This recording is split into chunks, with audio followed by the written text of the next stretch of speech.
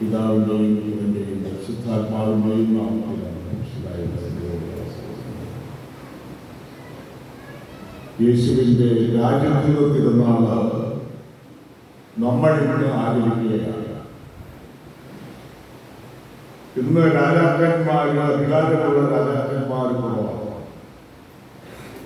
1925 കോബ്രീനൂസ് എന്ന ചാക്കിലേഖനം വഴിയായിട്ട് വയസ്സ് 11 മാർപ്പാപ്പ യേശുവിന്റെ രാജ്യത്വ തിരുനാൾ ആചരിക്കണമെന്ന് ആവശ്യപ്പെടുകയാണ്. രാജകീയ തിരുനാൾ അധികാരം, സ്നേഹത്തിനും ഗുണമായ ശുശ്രൂഷയ്ക്കും സേവനത്തിനും വേണ്ടിയുള്ളതാണ് ക്രൈസ്തവ കാഴ്ചപ്പാട്. 20 രാജാക്കന്മാര് ചരിത്രത്തില് ചരിത്രപടിപ്പടുത്ത് കാണാൻ പറ്റുന്നത് വലിയ പ്രഗത്ഭരായ ചക്രവർത്തിമാരാണ്. അലക്സാണ്ടർ ചക്രവർത്തി, ഈജിപ്തിലെ ഫറോവന്മാര്, റോമില് ജൂലിയസ് സീസറും അതുപോലെ ചക്രവർത്തിമാര്. ഇങ്ങനെ നിരവധി ഇന്ത്യയിലും ഉണ്ടായിരുന്നു. അശോക ചക്രവർത്തി, അക്ബർ, ഇങ്ങനെ വടക്കേ ഇന്ത്യയിൽ ഡൽഹി കേന്ദ്രമാക്കൊണ്ട് പഠിച്ചിരുന്ന ഒത്തിരി രാജാക്കന്മാരാണ്. ഇവരിൽ നന്മ ചെയ്യുന്നവരും പൗരന്മാരുമാണ്. ഈ കാലഘട്ടത്തിലേക്ക് കടന്നു വന്നാൽ ഔദ്യോഗിക നാമത്തിൽ അധികാരമുള്ള രാജാക്കന്മാർ അധികമില്ല. ബ്രിട്ടീഷ് രാജാവുണ്ട്. പിന്നെ ചുരുക്കം ചില രാജ്യങ്ങളിൽ പ്രസിഡന്റിന്റെ അധികാരമുള്ള, മുന്നിൽ അധികാരമുള്ള രാജാക്കന്മാരാണ്. എന്നാൽ തെരഞ്ഞെടുക്കപ്പെട്ട ചില അധികാരികൾ രാജാക്കന്മാരും കൂടുതലായി പ്രവർത്തിക്കുന്നത്. വടക്കൻ കൊറിയയിലൊക്കെ ഒരു ഭരണാധികാരികളുണ്ട്. എതിരേൽക്കുന്നവരുടെ തലമുറ അതിന് നേരൊന്നും ചോദിക്കുകയില്ല. ഏത് സമയത്താണ് തലമുറൊന്നും അറിയത്തില്ല. പോലെ ഒത്തിരി ആളുകളെ ഭരണകാലത്ത് കൊല ചെയ്തു. മനുഷ്യരെ കൊല്ലുന്നതിൽ സമർത്ഥരായിട്ടുള്ള ഒത്തിരി രാജാക്കന്മാരെ ഹിറ്റ്ലർ 60 ലക്ഷം യൂതന്മാരെ കൊന്നു. യൂതന്മാർക്ക് സപ്പോർട്ട് ചെയ്യുകയും അല്ലെങ്കിൽ ഹിറ്റ്ലർക്ക് അനുകൂലമില്ലാതെ എല്ലാവരെയും കൊല ചെയ്തു. അങ്ങനെ ലക്ഷക്കണക്കിന് ആളുകളെ കൊല ചെയ്ത ഹിറ്റ്ലർ രാജാവുമായിരുന്നില്ല, പാർട്ടി വഴിയായിട്ട് അധികാരം ലഭിച്ച വ്യക്തിയാണ്. അതുപോലെ ഭരണം കൈയാളുന്നവരെ മറ്റുള്ളവർ കൊല ചെയ്തിട്ടുണ്ട്. കാരണം അധികാരത്തിന് വേണ്ടി രാജാക്കന്മാരും ഭരണാധികാരികളെ കൊല ചെയ്യുന്ന ചരിത്രത്തിലെ ഭാഗങ്ങളിൽ നമുക്ക് കാണാനായിട്ട് കഴിയും. ജൂലിയസ് സീസറിനെ ബ്രൂട്ടസ് കൊണ്ട സംഭവം ഷേക്സ്പിയറിൽ നിന്നും ജൂലിയസ് സീസർ ചക്രവർത്തിയാകാൻ യുദ്ധമൊക്കെ ജയിച്ചിട്ട് റോമിലേക്ക് ചെല്ലുമ്പോൾ ചക്രവർത്തിയാകാനായിട്ട് ആഗ്രഹിച്ചിരുന്നില്ല. എങ്കിലും ചക്രവർത്തിയാകാൻ ആഗ്രഹിച്ചു എന്ന് ചിന്തിച്ചുകൊണ്ടായിരിക്കാം എതിരാളികളെ കാസിസത്തോടെ റോമൻ സെനറ്റിൽ വെച്ച് ജൂലിയസിനെ കൊലയാണ്. അപ്പൊ അവിടെ ജൂലിയസ് ബ്രൂട്ടസ് സ്നേഹിതനാണ്. അപ്പോൾ ജൂലിയസിന് ചോദ്യങ്ങളെ തൂക്കൊക്കെ പൂർത്തി നീയാണ് ഇത് ചെയ്യുന്നത്. ബ്രൂട്ടസിന് പേര് വിളിക്കുന്നത് ചോദിക്കില്ല. അതാണ് ഷേക്സ്പിയർ മനോഹരമായി വിവരിക്കുന്നത്. ഇങ്ങനെ നിരവധി ചക്രവർത്തിമാരുടെ നന്മ ചെയ്തവരും പോലെ നന്മ ചെയ്തവരുണ്ട്, തിന്മ ചെയ്തവരും, കൂട്ടക്കൊല ചെയ്തവരും, ജനങ്ങൾക്ക് വേണ്ടിയിട്ട് പ്രവർത്തിക്കാതെ സ്വന്തം സ്വാർത്ഥതയ്ക്കും താല്പര്യത്തിനും സുഖത്തിനും വേണ്ടി ജീവിച്ചവരുണ്ട്. ഇതാണ് ഭൂമിയിലെ രാജാക്കന്മാര്. അതുപോലെ നിരവധി പേര് കൊല ചെയ്യപ്പെട്ടിട്ടുണ്ട്. സീസർമാരെ പരിശോധിക്കുന്നത് പലരും അധികാരത്തിന് വേണ്ടി പല സീസർമാരും ജൂലിയസ് സീസർ മാത്രമല്ല വേറെ പലരും കൊല ചെയ്തിട്ടുണ്ട്. അതാണ് റോമൻ ചരിത്രം. മറ്റുള്ളവരുടെ ചരിത്രം അങ്ങനെയൊക്കെ തന്നെയാണ്. അപ്പോൾ നമ്മള് ഈ ഉൽപ്പത്തി പുസ്തകത്തില് ലോത്തിനെ രക്ഷിച്ച അബ്രാഹാമിനെ പറയുന്നത്. ലോത്തിനെ ബംഗാളികളെയും വെയിച്ചു നടക്കുക. ലോത്തിന് ചോദിച്ച സ്ഥലം അബ്രാഹാം നടന്നു കൊടുക്കുകയാണ്. അങ്ങനെ അബ്രാഹാം ലോത്ത് അബ്രാഹത്തിന്റെ സഹോദരനാണ്.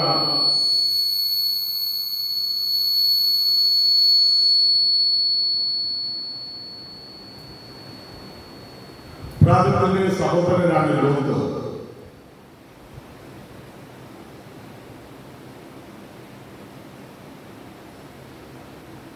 ലോത്ത് ഞാൻ പിടിച്ചോണ്ട് പോയി. ലോകത്തിലുണ്ടായിരുന്ന സമ്പത്തൊക്കെ കാര്യമാക്കിയായിരുന്നു അതിനെ പിടിച്ചോണ്ട് പോയി.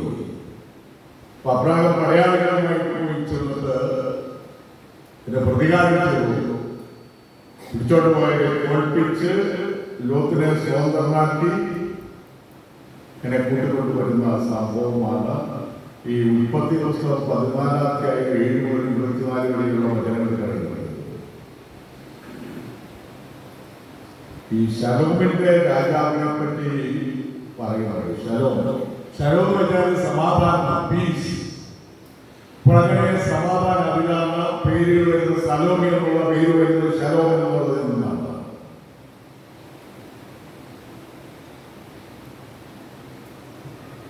അപ്പോൾ സമാധാനത്തിന്റെ രാജാവെന്നാണ് പേര് പറയുന്നില്ല. ശലോമിനെ രാജാവിനെ പറ്റി പറയുന്നത്. അദ്ദേഹത്തിന്റെ രാജാവിന്റെ പേരാണ് മെൽക്കിസെദെക്ക്. സമാധാനത്തിന്റെ രാജാവായ മെൽക്കിസെദെക്ക് അബ്രാഹത്തോട് പറയുകയാണ്, ആകാശത്തിലെയും ഭൂമിയുടെയും നാഥനായ അത്യുന്നതത്തിന്റെ കടാക്ഷം അബ്രാഹത്തെ അനുഗ്രഹിക്കുക. എന്തു പറഞ്ഞുകൊണ്ടാണ് അനുഗ്രഹിക്കുന്നത്? ആകാശത്തിന്റെയും ഭൂമിയുടെയും നാഥനായ അത്യുന്നത ദൈവത്തിന്റെ കടാക്ഷം നിന്റെ മേൽ ഉണ്ടാകട്ടെ എന്ന് പറഞ്ഞുകൊണ്ട് സമാധാനത്തിന്റെ രാജാവായ മെൽക്കിസെദെക്ക് അബ്രാഹത്തിനെ അനുഗ്രഹിക്കുകയാണ്. മെൽക്കിസെദെക്കിന് ബലിയെപ്പറ്റിയുണ്ട്. അപ്പവും വീഞ്ഞും കൊണ്ട് അതുമായിട്ട് ദൈവത്തിന് ബലിയർപ്പിക്കുന്ന മെൽക്കിസെദെക്കിന്റെ ഗുണപ്രകാരം പറയുന്നത്. വെളിപാടിന്റെ പുസ്തകത്തില് ദൈവത്തിനായ യേശുവിനെ പറ്റി പറയുകയാണ്. അവന്റെ മേലങ്കയിലും മുകളിലും എഴുതപ്പെട്ട ഒരു നാമമുണ്ട്, രാജാക്കന്മാരുടെ രാജാവും നാഥന്മാരുടെ നാഥനാണ്. എന്താണ് നാമധേയം? രാജാക്കന്മാരുടെ രാജാവും നാഥന്മാരുടെ നാഥനും. മാർപ്പാപ്പ രാജ്യത്തെ തിരുനാള് ആചരിച്ചപ്പോൾ യേശുവിന്റെ രാജ്യത്വം വിശുദ്ധ ഗ്രന്ഥത്തില് നമുക്ക് കാണാനായിട്ട് പറ്റുമല്ലോ. ആരാണ് മുതൽ കാണാനായിട്ട് പറ്റുമല്ലോ. എന്നാൽ യേശുവിന്റെ രാജ്യത്വം ഭൗതികമായ അധികാരമല്ല. അതുകൊണ്ടാണ് യേശു പറഞ്ഞ എന്റെ രാജ്യം വൈദികമല്ല എന്ന് പറയാനായിട്ട് കാരണം ഭൗതിക രാജാക്കന്മാരെ പോലെ അധികാരത്തിൽ യേശു ആഗ്രഹിച്ചിരുന്നില്ല. കുടുംബങ്ങളും രാജ്യങ്ങളും ക്രിസ്തുവിന്റെ സ്നേഹാധിഷ്ഠിതമായ രാജ്യത്വം ഏറ്റുപറയണമെന്ന് മാർപ്പാപ്പ പറഞ്ഞു. എന്താ ചെയ്തത്? കുടുംബങ്ങളും രാജ്യങ്ങളും ക്രിസ്തുവിന്റെ സ്നേഹത്തിൽ അധിഷ്ഠിതമായ രാജ്യത്വം ഏറ്റുപറയണം. പീലാത്തോസിന്റെ മുമ്പിൽ വിചാരണ ചെയ്യുന്നത് യേശുവിന്റെ മേലോട് ആരോപണം ഉന്നയിച്ചത് സീസറിനെതിരെ രാജാവാകാനായിട്ട് ആഗ്രഹിക്കൂ എന്നുള്ളതാണ്. അതുകൊണ്ട് സാധാരണ കുറ്റങ്ങളൊന്നും ചുമത്തിയാല് പീലാത്തോസ് യേശുവിന്റെ കുരിശുമരണത്തിന് അംഗീകാരം കൊടുക്കുകയില്ല. ഇന്ന് റോമൻ സാമ്രാജ്യത്തിന്റെ കീഴില് യഹൂദന്മാർ ആയിരുന്നത് കൊണ്ട് ഒരാളെ മരണശിക്ഷയ്ക്ക് വിധിക്കാനായിട്ട് പീലാത്തോസിന്റെ ഗവർണറായിരുന്ന പ്രീഫെക്റ്റ് ആയിരുന്ന പീലാത്തോസിന്റെ അനുവാദം ആവശ്യമുണ്ട്. അതുകൊണ്ടാണ് അവര് യേശുവിനെ കുറ്റം തറക്കണമെന്ന് പറഞ്ഞുകൊണ്ട് നിവേദനമായി പറയുന്നത്. അവസാനം പറഞ്ഞു സീസറിനെതിരെ രാജാവാകാനായിട്ട് ശ്രമിച്ചു. അപ്പോൾ പീലാത്തോസ് ചോദിക്കുകയാണെങ്കിൽ രാജാവാണോ? യേശു പറഞ്ഞ അന്ന് തന്നെ പറഞ്ഞു കഴിഞ്ഞല്ലോ. അത് കഴിഞ്ഞിട്ട് പറഞ്ഞു എന്റെ രാജ്യം വൈദികമല്ല. ഭൗതികമായ ഒരു രാജാധികാരിയാകാനായിട്ട് യേശു ആഗ്രഹിച്ചിരുന്നില്ല. യേശു അപ്പം വർദ്ധിപ്പിച്ചു കൊടുത്തപ്പോൾ യേശുവിനെ പിടിച്ച് രാജാവാക്കാനായിട്ട് ശ്രമിച്ച സംഭവം പറയുന്നുണ്ട്. യേശുവിനെ പിടിച്ച് രാജാവാക്കാൻ യേശു അതിൽ നിന്നും അകന്നുപോയി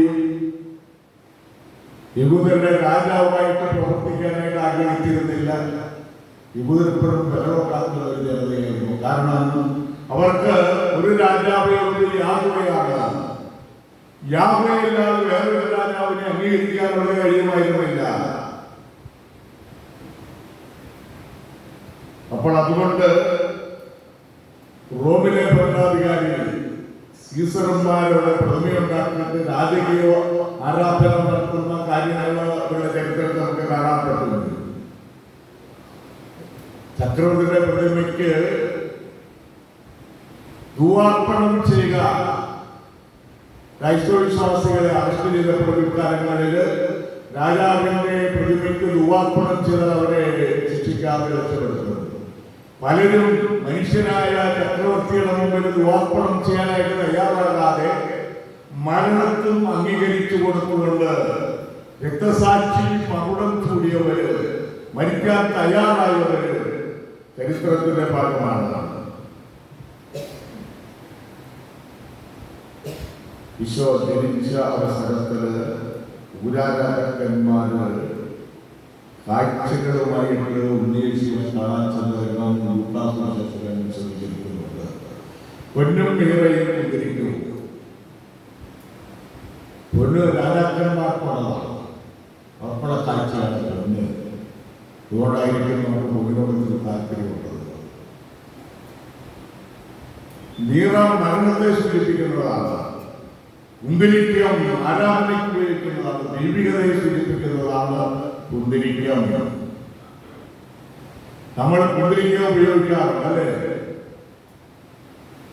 ചിലപ്പോൾ ഉപ്പൊക്കെ ഇടാറുണ്ടെങ്കിൽ കുന്തിരിക്കം മൃതശരീരത്തിൽ നമ്മൾ ആരാധനയുടെ അത് ദൈവികതയുടെ സൂചിപ്പിക്കുന്നതാണ് കുന്തിരിക്കം.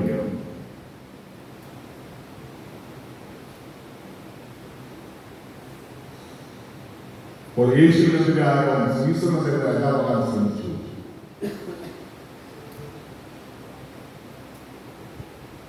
അവരുടെ പ്രമാണത്തിൽ ദൈവമല്ലാതെ മറ്റൊരു രാജാവില്ല. പാടിയത്തിൽ പ്രവാചകന്മാർ പറയുന്നത് ഞങ്ങളുടെ ദൈവമായ കർത്താവ്, സൈനിക ദൈവമായ കർത്താവ് എന്നാണ് യാത്രയെ പറയുന്നത്. വിഷയെക്കുറിച്ച് തർക്കപ്പോൾ അയ്യനാറായി എന്ന് രേഖപ്പെടുത്തി. യൂദന്മാരുടെ രാജാവായ യേശു റക്സ് യൂദയോടും യേശൂസ് നസ്രാനോസ് റക്സ് യൂദയോടും, അതാണ് യൂദന്മാരുടെ രാജാവായ നസ്രായക്കാരൻ ഈശോ എന്ന് രേഖപ്പെടുത്തി.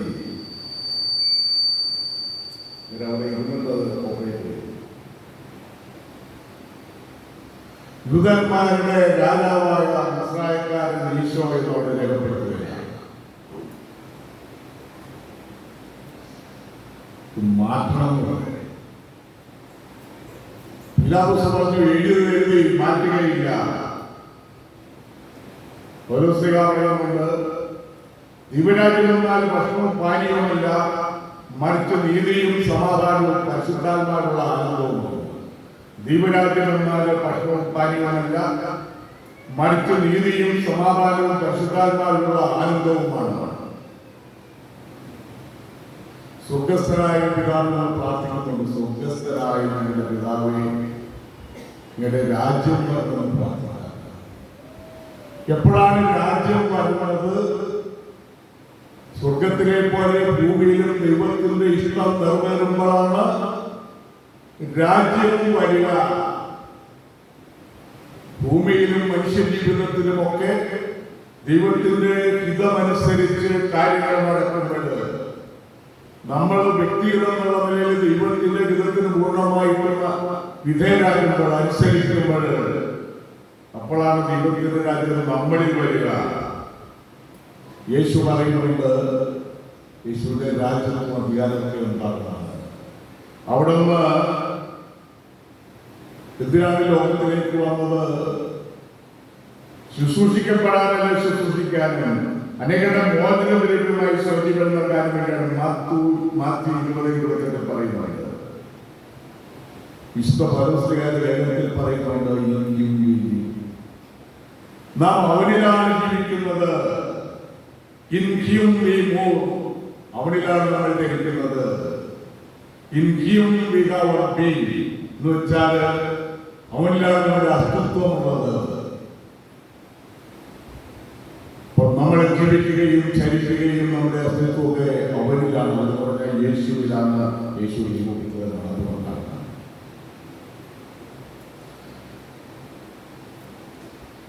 യേശുവിനെ നാഥനും കർത്താവുമായിട്ട് സ്വീകരിച്ചുകൊണ്ട് ശുശ്രൂഷയുടെ മനോഭാവത്തോടുകൂടി ജീവിക്കുക എന്നുള്ളതാണ്. അധികാരം എന്ന് പറയുന്നത് ശുശ്രൂഷയ്ക്ക് വേണ്ടിയാണ് യേശു പറയുന്നത്. അങ്ങനെ ശുശ്രൂഷിക്കാനും ശുശ്രൂഷിക്കപ്പെടാതെ ശുശ്രൂഷിക്കാനും മോചനദ്രവ്യമായി തന്നെ അനേകർക്ക് വേണ്ടി സ്വജീവൻ നൽകാമെന്ന യേശുവിനെ അനുകരിച്ചുകൊണ്ട് നന്മയുടെയും വിനയത്തിന്റെയും എളിമയുടെയും ശുശ്രൂഷയുടെയും ജീവിതത്തിന്റെയും കെട്ടിപ്പടുക്കുകയും ജീവിക്കുകയും ചെയ്യുന്നത് പരമപ്രധാനമാണ്. ഇനിമേൽ ഞാനല്ല ക്രിസ്തു എന്നിൽ ജീവിക്കുന്നു. ഗരീഷിനുള്ള ലേഖനം 2:20. ഇനിമേൽ ഞാനല്ല ക്രിസ്തു എന്നിൽ ജീവിക്കുന്നു. പിതാവിനെയും പുത്രനെയും പരിശുദ്ധാത്മാവിനെയും.